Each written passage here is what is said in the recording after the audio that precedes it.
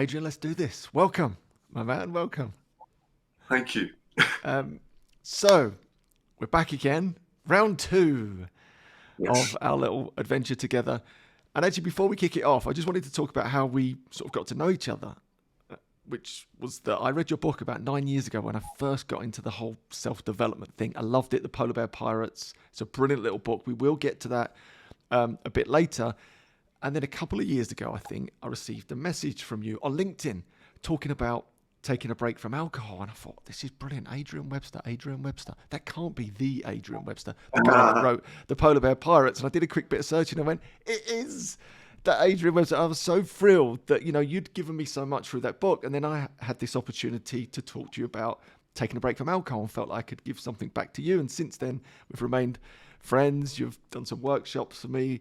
We like to catch up every now and again and wax lyrical about all the benefits of taking a break from alcohol. So I thought we'd start there. Where are you at the moment on that alcohol-free adventure? Right. Well, with the alcohol, let me explain. I didn't sort of have a major problem with alcohol. Yeah, absolutely. What I needed to do though, I realised the sort of lifestyle I've got. I needed to find some more energy. I had books to write and lots of conferences, events to speak at, a lot of traveling. And I just thought, and I read about you and what it had done for you. And I thought, I tell you what, I fancy giving it a go, going alcohol free. Let's do this and see how much energy, how I can boost my performance. And it worked wonders. And I did 100 days. I did exactly 100 days. Yeah, I was really, and I lost weight. I was sleeping better, all the usual stuff. But the most important thing for me, I found I had more energy, and just having a couple of beers, it really enjoyable. It's great for sort of those 2 or 3 hours, sat there and chilling out. But the next day, I just feel a bit foggy, just a bit slow, a bit not quite myself, and I didn't want to feel like that. I wanted to get out of bed and make the absolute most of my day. So the 100 days is great. And what it's done, it's recalibrated it. It is how I sort of see it in my head. In that I will sort of quite happily now, on the odd occasion, say, have a pint, have a gin and tonic, whatever, have a glass of wine on the very odd occasion now. But that's it. But I've got take my hat off to you, Andy. I think what you've done is absolutely brilliant, and you are an absolute inspiration. So yeah, and I loved being able to share something with you and give something back to you, and we've had loads of conversations about this, and I think you're in a really nice place with it now, where a lot of people would like to get to, where it's a bit, do you know what, I'll take it or leave it. That mindless drinking's gone, and it's like, I might have a pint of Guinness if I wish on occasion. If not, I won't. And you know what it's like to be on the fun side of the island, to have your motivation, your mojo, all that stuff. Andy, I can go out and have a great night out and have a lot of fun without pouring alcohol in myself. Yeah. It's just me personally, as someone once said to me once, who's alcohol free, and they're a brilliant person. And they turned around and said, it's a guy called Jeff Birch, another speaker out there, very, very bright guy, hysterically funny guy.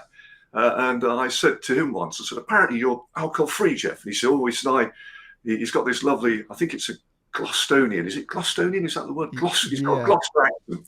And he said to me, my mind races around all over the place. The last thing I want to do is start putting fuel in it. That's how it feels. That's how it feels with me, really. Seriously, I don't need to pour booze in here to be full of energy. I have enough problems for controlling it. Yeah, as it is, as we will discover. All right, well, I thought what we'd do is I want to get into the backstory. And again, the idea behind this podcast really is to try and uncover how you ended up in this place of Arete. It's this ancient Greek word that I love, Arete, that means to fulfill your potential, your full potential, to achieve excellence and find more meaning and purpose. And your story's done that, and it's going to unfold as we talk. And I think the listeners will realize quite quickly that you are totally full of meaning and purpose in what you now do as a motivational speaker and author. But I want to get to the story of how you got there, because very often the story of how people reach this place of Arete is a messy, twist and turny affair of failures and luck and obstacles, and then one day they wake up in this place of meaning. And your story is definitely the epitome of that. So I thought we'd start really early on. You've left school and you find yourself as a riot policeman. Yeah, I'm not a particularly academic person, or I was reasonably good at sport, and the police really appealed to me. I was going to go in the army, and then Right. a local police sergeant where I lived in Somerset. So, if you go in the army, it's great and all that, but in the police, it's brilliant because every day you don't know what's going to happen next. You're in Yeah. the front line every day. And I thought, yeah, wow, go have some of that. So I joined the police and got posted to Bristol Central, and then I got moved to St Paul's in Bristol, where we had the riots, which that was just crazy. And I was Yeah. on I got involved in the riots, got injured in the riots, got hit in the head with a brick or something. I wasn't sort of quite quick enough. Right. It was scary times, and Yeah. I enjoyed being a police officer. It was a real challenge, but it just wasn't for me. And Yeah. I was enjoying it, but I just didn't feel I was completely fulfilling myself, and I didn't know what talents I had, but I just wasn't using whatever it is I had deep down inside. I know that doesn't make sense probably, but that's how I felt. I enjoyed it, and I suppose I was pretty good at it, and I had some great mates around me. The camaraderie was fantastic, so I decided to leave. I left and I went to college in Southampton. I think it was called, yeah, Southampton College of Higher Education, where I studied a course called ISVA, which is the Incorporated Society of Valuers and Auctioneers. That's what I did. And when I was there, I started doing a little bit of comedy acting. Right.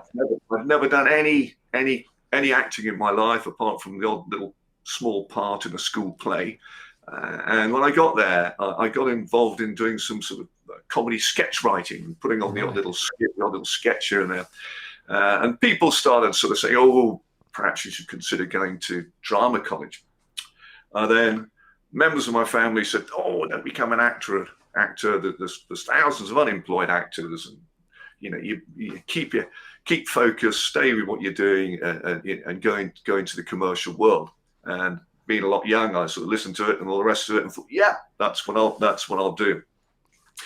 When I was in my second year of a 3-year course, my girlfriend's father, a farmer in Somerset, turned around to me and said, "I'd like to start supplying our farm milk direct to all the towns in the area, or to households Right. Okay. and to shops. I'm looking for someone to come and start a dairy company up with me." I thought, yes, I want That's that. me. I'll do that. So I started off with a little mini pickup truck, and we started buying milk from another farmer to start with. Then we built our own bottling plant, and what I used to do is go out knocking on hundreds of doors every evening, trying to persuade people to ditch their milkman of 20 years and buy our fresh farm milk, fresh from the farm. And that's when I sort of got into sales, really. So I started knocking on doors, and it was extremely hard work, but great fun. And I was getting up really early in the morning, and we were delivering this milk all night. Oh, it was hectic. It was around the clock stuff. And just on that note, that knocking on doors, as it were. I mean, that's not even cold calling. That's cold knocking on doors, seeing the person in front of you. I mean, that must have been incredibly rewarding when it went well, and also incredibly difficult. How did you manage that? Well, to start with, I was absolutely rubbish at it because I used to take rejection really personally. Yeah. Someone would say no, and sort of sulk about it. Go and sit in the car and sulk, and don't want our milk. It's wow. No, God. So what I did was, and this sounds like I'm going bonkers here, but now and again, most people were lovely and they were very polite, and they'd say, "Look, thank you, but no thank you." But now and again, you come across someone who was really rude and obnoxious. And I'd sort of look at them, and I started developing these characters in my head. So I'd knock on someone's door, ring the doorbell, and someone would come to the door, and it tended to be a bloke. And they'd sort of say, "Oh, my wife's not interested," and they use some pretty aggressive language with me. And I just look at them and just think, "Oh, bloater." A bloater is someone who's boasting, lazy, obnoxious, and tediously egotistical reptilian sado. They're one of the characters in the world of polar bear. Yeah. Or I go to knock on another door, and they'd say something like, "Oh, I'll tell you what, you're wasting your time. You're wasting your time," and all this sort of stuff, trying to start a dairy company up. And I look at them, I just think, Neg Ferret. Yeah. And the Neg Ferret, anyone watching this will probably recognise them. They have a problem for every solution. It's just mang. They're the ones who light up the room when they walk out. They just sort of they just put a downer on everything in life. Yeah. So, and I'm a person. I'm a polar bear pirate. I believe in life before death, and these people just sort of. Anyway, I'm not going to get into Netflix, but so I'd start creating these little characters, and what I did was I was able to make it a game, a bit of a fun game. So I'd go knock on all these doors, and I'd start looking to collect sort of Neg Ferrets and Bloaters. And other people who I used to persuade to come out with me, friends and family, whoever, to come out and sort of do a bit of door knocking with me, they started adopting the same thing, and they found it a lot easier to deal with it. It became a game. It became fun. So anyway, I built the dairy business up, did a few other things. And then the turning point was I absolutely blagged my way into the IT industry as a sales guy, and became a pretty good salesperson. And I really enjoyed it. I found something. It was all about relationships. I could spend my life going out. I remember turning around to my boss at the time and said, I feel a bit of a fraud because I'm earning really good money from this, and yet all I do, I just get in a car, go and visit people, get on really well with them, and sort their problems out for them. And he turned around and said, "That's sales." And somehow I could earn, compared to what I'd been earning before, I could earn huge amounts of money just from building relationships up, sorting people's problems out, and I just loved it. So the guys who owned the company. And I'm going a long way around this. The guys who owned the company, in their wisdom, decided to put me in charge of 150 other salespeople overnight. Wow. That's when I got into managing people. And now I just fell in love with that. That was just brilliant. And just before we get into that, I just want to go back to your time as a milkman. Were a lot of those skills transferable? All that knocking on the door and that rejection, and because now you're in sales, essentially that is sales at the coalface, isn't it? Sales is difficult enough, but knocking on people's doors, that is an incredible skill set that you build up there, and that thick skin, that mentality to keep showing up, making it into a game. Absolutely. And I remember at my interview for the IT company, them saying, nothing about IT, nothing about computers. And I said, no, I don't, and I don't need to, but I know about people. And for example, I go and see a customer, a big client, whatever, and I'd sit there and they'd start asking me technical questions. I'd say, I don't know the answer to that, but let me just pick up the phone and I can put you on the phone to someone who does have the answers. My thing was about relationships, and it was so transferable. It was about, and because I was used to sort of cold calling, going and sort of visiting, semi-warm accounts was a piece of cake. It was easy, compared with being told to whatever on a doorstep by someone, and I loved it. So then they gave me this big team of people. Again, I was pretty hopeless as a manager to start with. I just assumed that I'm a reasonably nice guy. I tend to get on well with just about everybody, and I was a good salesperson. I thought managing people would be a right in the park. How wrong I was. There's a real art to it. Getting the very best out of people, getting people to really believe in themselves, to become the best version of themselves, getting them to want to make a difference, getting them to want to deliver, an outstanding customer service for their customers. There, But I became obsessed with it. I became absolutely obsessed with this. And I remember if I go back to the dairy thing, I remember when I was back at the dairy company, I didn't realize it at the time, but I suppose I was being quite creative in a funny way. I keep this on my desk as a reminder. where it all started. The dairy company was called Marigold, and And I for drew anyone listening, you're I holding up drew, a bottle, an empty milk bottle, basically at the moment. I don't remember. I drew this cow myself, and I remember getting a lot of pleasure from. I'm rubbish at drawing, from drawing a cow, and I came up with this slogan, which at the time I was immensely proud of. When interviewed, 10 out of 10 cows said they preferred their milk delivered from their doorstep to your from their doorstep. Listen to me. Let me start. From their farm, direct to your doorstep. So Love it.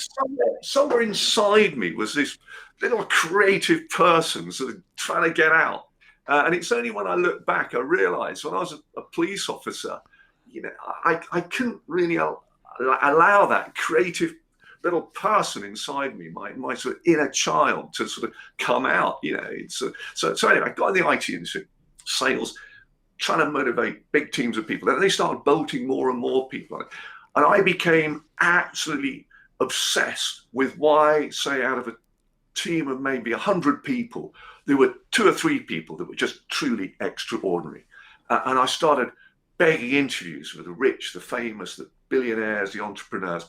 And then people finding out about the interviews I was doing started to contact me with people who were incredibly successful, but they weren't rich or famous. There was a nursing sister at the Bristol Royal Infirmary. There was a guy who collects rubbish off the streets of Manchester who regarded as incredibly successful. And what I found was they all share 13 different things in common, that they all have in common.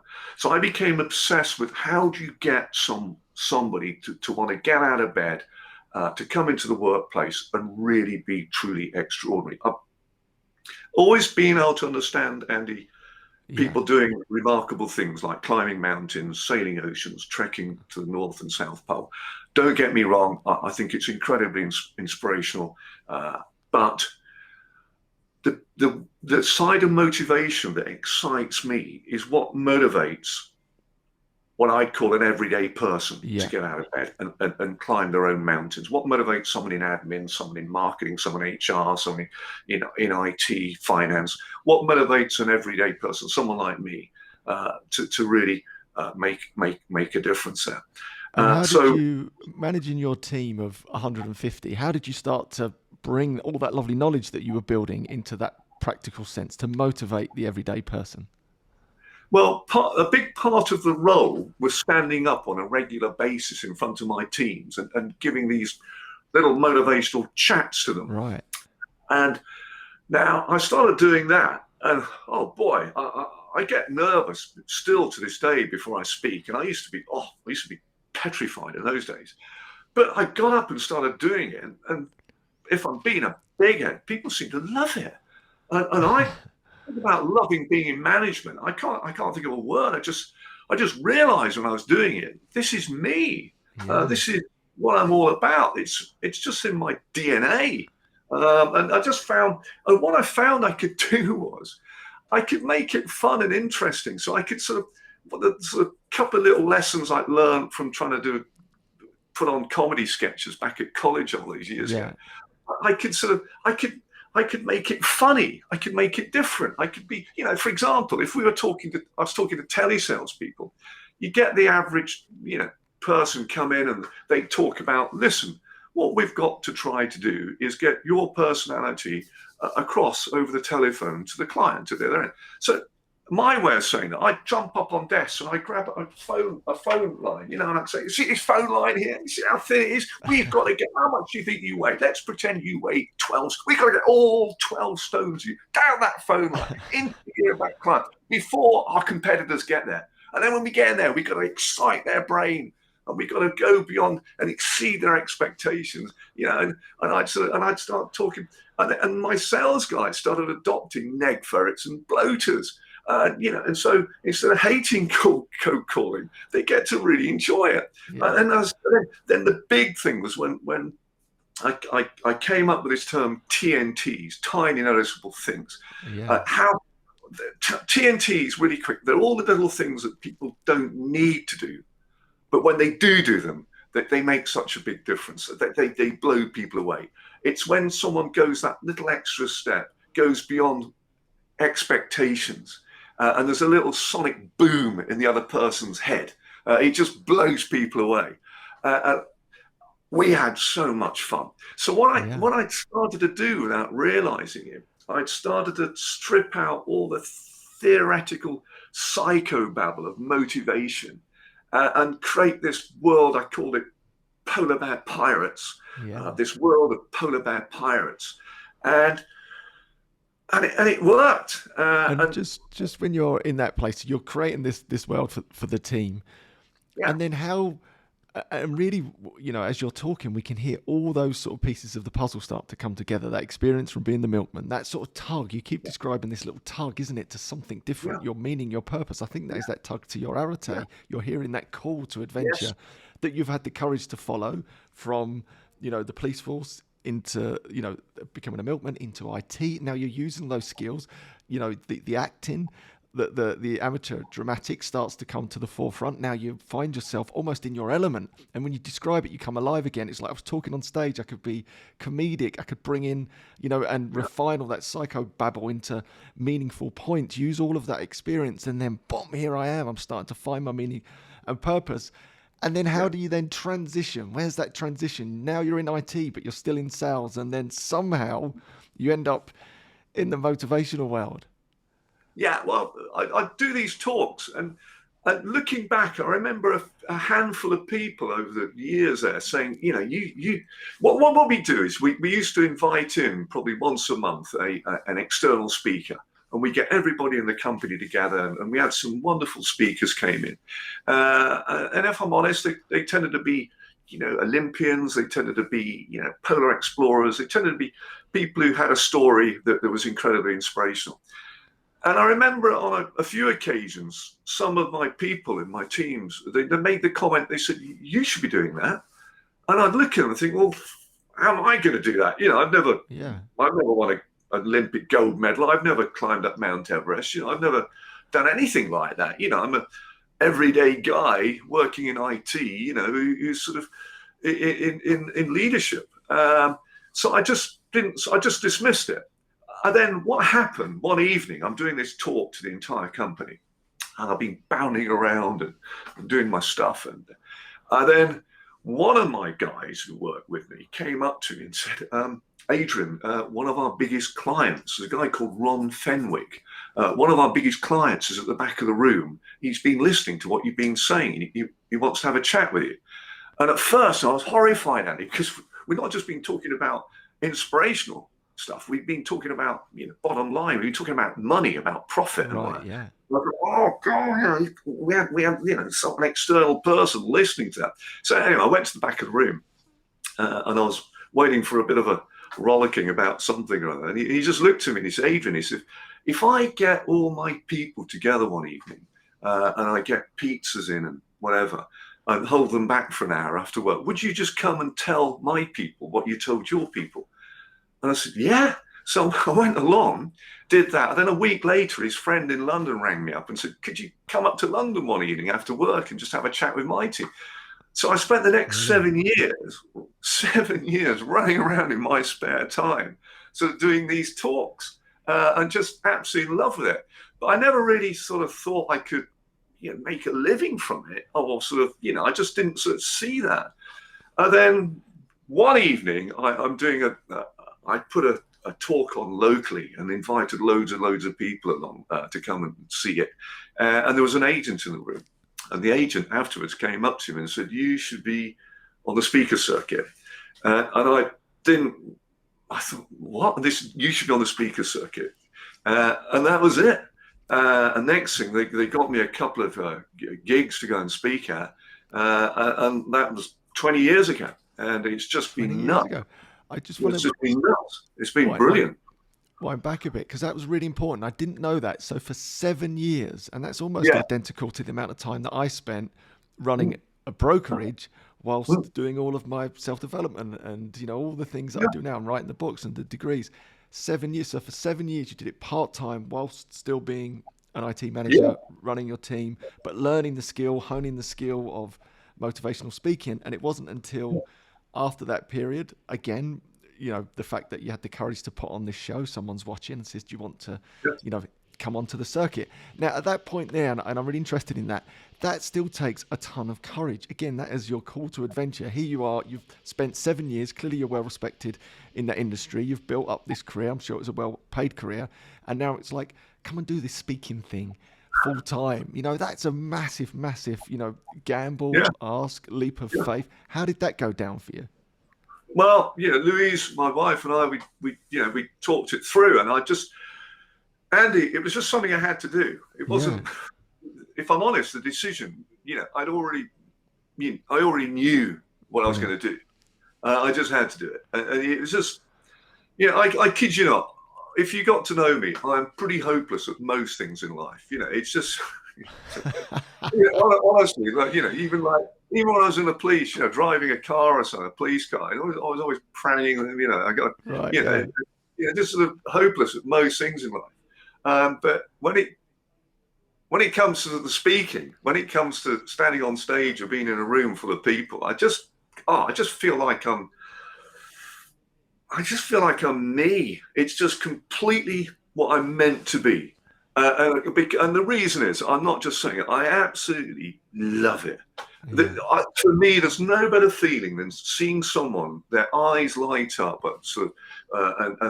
and you come away and you've made a difference to just one person in that audience. I talk very much about a character called I'm Just characters. I'm Just. Now and again, when I'm invited to visit, when you write a new book and the book comes out, you get invited to go and visit certain organizations. As a working class lad, I'm as chuffed as a train. It's a massive honor. But I know when I go to visit these places, I'm going to meet characters I call I'm Just. And I call them I'm Just because when I ask them what they do as part of a team, they always start their self-description with I'm Just. I'm just in sales. I'm just in marketing. I'm just a receptionist. I'm just a forklift truck driver. And I want to shake these people. Seriously, you're not I'm Just. You are you, and and you could be brilliant at what you do. And if I'm on my high horse here, I think that's one of the big problems we have. Is a lot of people are in roles, they're in jobs where they see it as just some sort of stopgap. I'm just doing this. I'm a bar person, but it's only till I sort of become a vet or whatever. I don't want people like that. I want people in my team saying, "I'll tell you what, I'm a bar person, and I'll tell you what, I'm a brilliant bar person. I love what I do, and what really excites me is when anybody comes into our pub here, wherever it is, our restaurant, I want to blow their socks off." And so.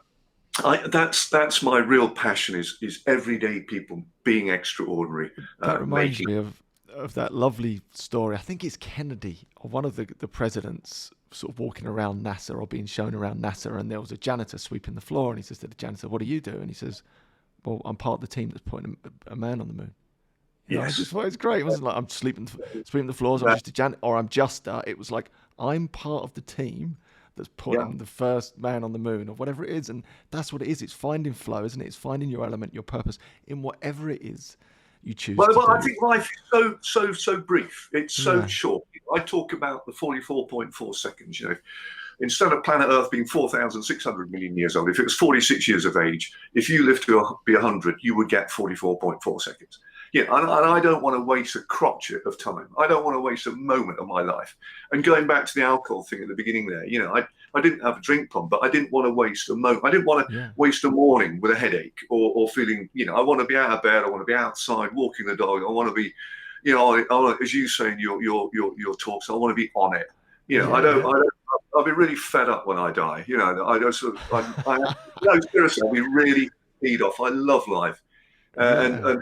And I can't, I just want to get as much of it I possibly can. I want to fit as much in as I can before, my toes curl up one day. Yeah. So here you are. You've found your meaning, your purpose, your Arete. You're stepping out into this world of motivational speaking.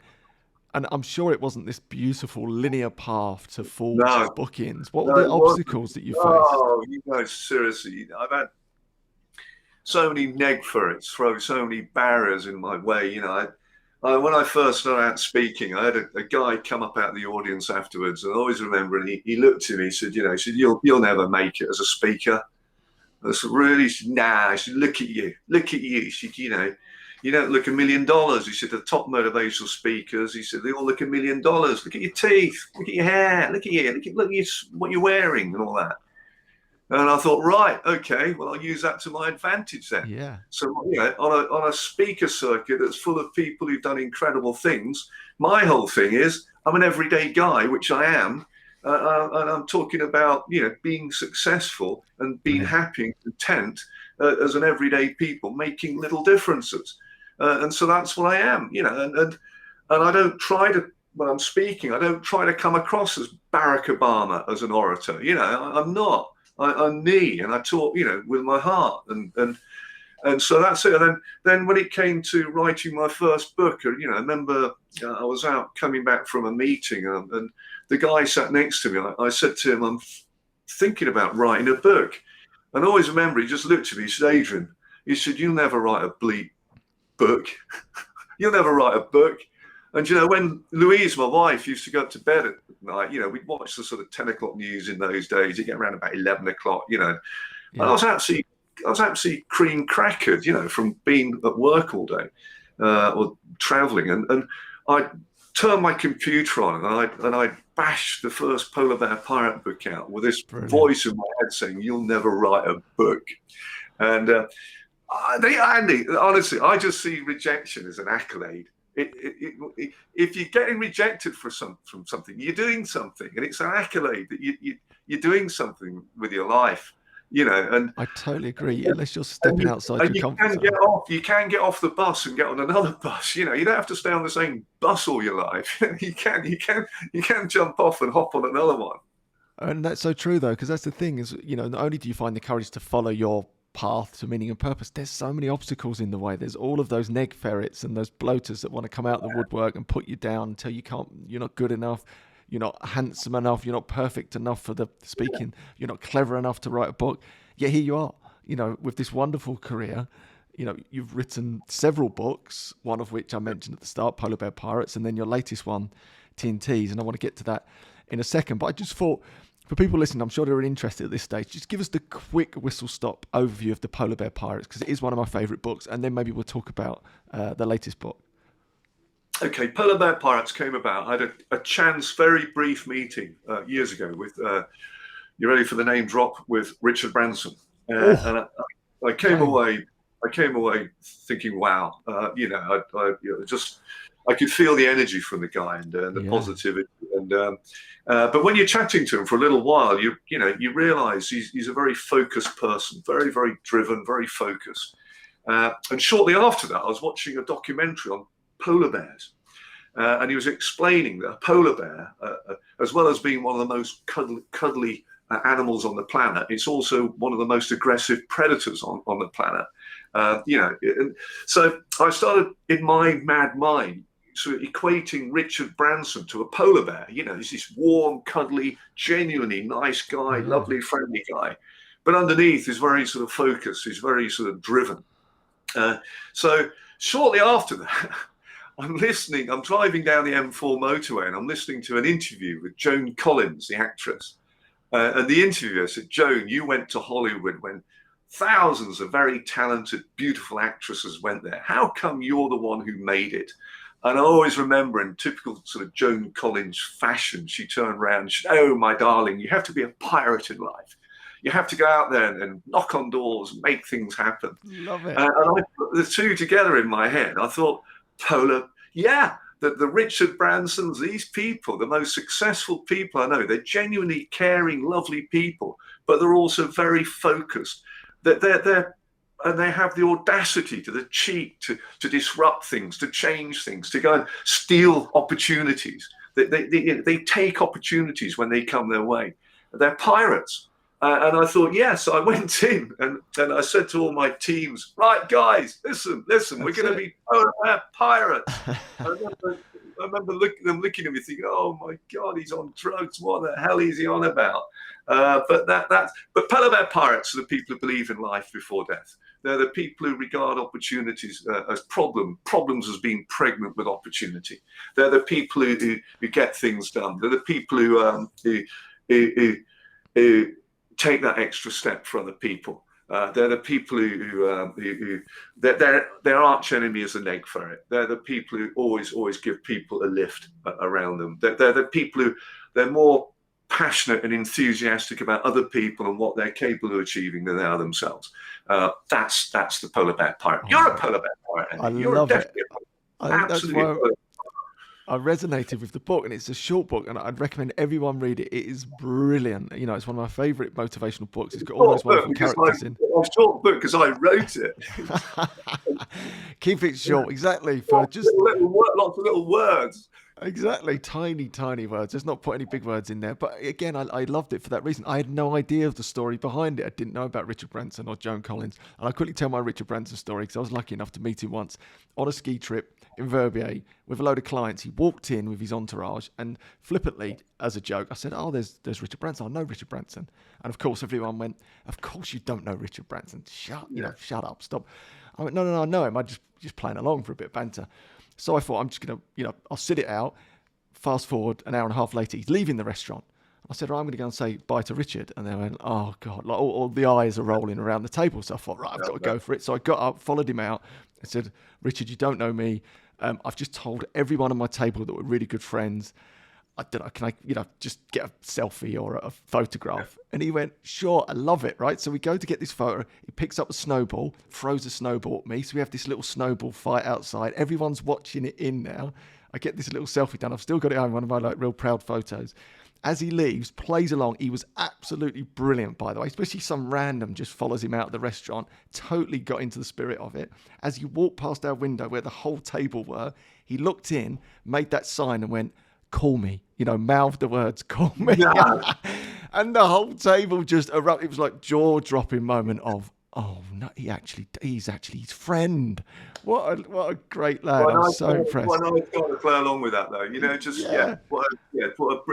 everyone I know who's ever met him, I've only met him briefly. Everyone, just says he's really good fun. Oh, he's top man. I've got some bloody photos. Because the main thing about the polar bear pirate is releasing the inner child. It's being the real you. We all we all had the ingredients of the most successful people on earth, and then we went to school. And at school, that's when we became prisoners of other people's thinking. He who asks doesn't get it. There's no more criteria. It is to ask questions, chance. If you think about a 4-year-old child, apparently a 4-year-old child asks 437 questions a day. I didn't know it was so few. They never stop asking questions. How much passion, how enthusiastic are young children? They believe in Father Christmas. They believe in tooth fairies. Their determination young kids have got. Oh my goodness me!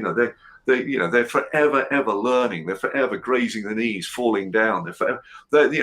We were all polar bear pirates, and then we went to school.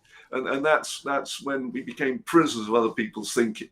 We started listening to people, and that self-belief, that self-doubt, started creeping in, because we started having all these imaginary sort of barriers and obstacles. A young child is boundless. Their imagination is boundless. They have no barriers in their mind. Yeah. They have no obstacles. I joke about it when I'm on stage. I say, when's the last time any of you ever heard a young child turn around to you and say, it's going to rain later? You'll never hear that. Yeah, it's so true. And I think that sums up the polar bear pirate spirit, doesn't it? That I think as we age and move into adulthood, it's about unlearning as much as it is learning, isn't it? It's unlearning all of that structure that keeps us locked in and denies us our creativity. All that conditioning, yeah. Yeah, and it was interesting in your story about that creativity was there right from the start when you were a policeman. And I think that's something that I've experienced in my own life, funny enough. When I was broken, I wanted to be creative. I didn't know how to express that. And that, like yourself, has come out in speaking and books and whatnot. And just on that note, I want to make sure we get to it. Let's talk about the book that's just come out, the TNTs. Let's just talk about that briefly. Give us the overview of that one. TNTs, well, happen to have a copy here. That's Tiny Noticeable Things. Tiny Noticeable Things are TNTs. They're absolutely tiny, but they're incredibly explosive. and they create the biggest, longest lasting pictures in people's minds. I'm going into my talk there. You see. They're all the little explosive things we do that make a massive difference to people. They could be as small as a smile, as tiny as a thank you, a handwritten note of appreciation, or to say thank you to someone.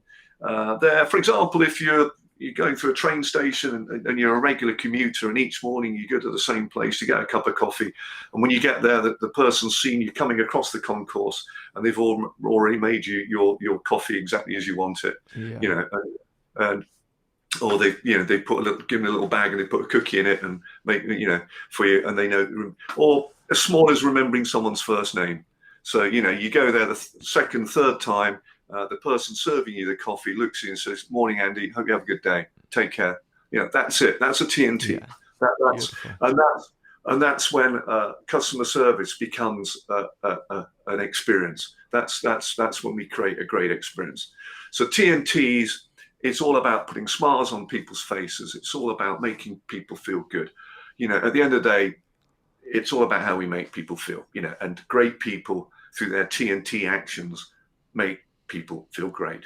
So that's what it's about. And I'll tell you what, in this day and age, that's why I decided to write a book about TNTs, because automated service is, and artificial intelligence, these days, most of the time when I'm out and about, most of the customer service I experience, it varies from rubbish to mediocre to sort of not too bad. And it's only on the odd occasion I have a service experience that just blows me away. I can probably count them on one hand in the space of 12 months. So I wanted to shine a light on how important the little things we are doing, because what's wonderful about TNTs, they cost nothing. They're absolutely free. It's free to say thank you to someone. It's free to remember someone's first name. It's free to smile. It's free to put a little post-it note in someone's drawer somewhere, just to say, look, really appreciate what you're doing at the moment, and what a pleasure it is working with you. These things cost nothing, and they just make such a massive difference to people, especially with all the stuff that we're going through at the moment. If I'm honestly, I think customer service, the experience that a lot of businesses give people is just appalling, and it could be so much better. And here's the real thing: the people delivering that service, they could be so much happier. Their days could be so shorter. They could have so much fun if they adopt that TNT attitude, that everybody who they come into contact with, somehow they're going to try and make a little difference. They're going to exceed their expectations. They're going to create a little boom that just blows them away. Even if it is, as I said, remembering someone's name, or whatever it is, or remember, just now and again, just a smile, or just even whatever it is you can do. We can all do them. They make a difference. They cost nothing. Yeah, they're like little random acts of kindness, or acts of kindness that again benefit both the giver. They're tiny little things. Yeah. They're remembering, if in the office when you decide to make coffees for everyone, or teas for, if someone takes milk or sugar, they're the tiniest of things. It's when I'm speaking at big events when they're live, quite often people are chatting to me in coffee breaks and they're telling me how much they love working there, or they're whispering in my ear, they're thinking of leaving. Either way, it's never to do with big stuff. It's always to do with the TNTs. And the number of times I'll have a young person who's just joined a big company will come up to me, a young guy, young girl, whatever, and they'll say, "I'll tell you what, I love it here. I love working here." I'll say, "Why do you love it?" "Oh, it's just brilliant." "What's so brilliant about it?" "Well, the second day I was here, I was in the office, and the chief executive happened to come in, got chatting to me and asked me how I was doing, chatted to me for 10 minutes or so. Couldn't believe it. 3 weeks later, I bumped into them again. They remembered my first name. They called me and asked, and these are the things, and I say this to anybody watching this now: if you are a senior person, never overlook the TNTs. They're the big things to somebody else. The difference you can make by just asking someone how they are, or smiling, or just making a bit of time. It shows you care. Yeah, I think that's a really important point that you just made there, that it's really the big things as to why people love doing what they do, or working where they work, or they're unhappy. It's the little things that just chip away either at that respect or add all that extra value. It's the small things, the T&Ts, that make the difference.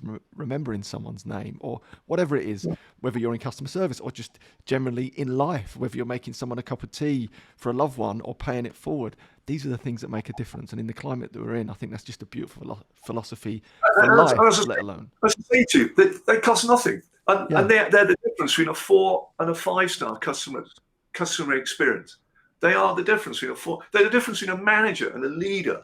Yeah. You know, at the end of the day, the difference between a team that's floundering and a team that's absolutely flying.